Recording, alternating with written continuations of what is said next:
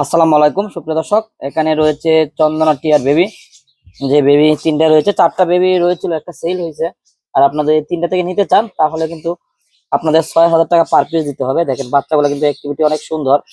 আর এখন যেহেতু রোদ উঠেছে, তো সেক্ষেত্রে একটু রোদ্রে দিয়েছি বাচ্চাগুলো যেন অ্যাক্টিভিটি ভালো থাকে। খুবই সুন্দর কিন্তু দেখেন, খুবই সুন্দর ভাইব্রেশন, খুবই ফাইন কিন্তু।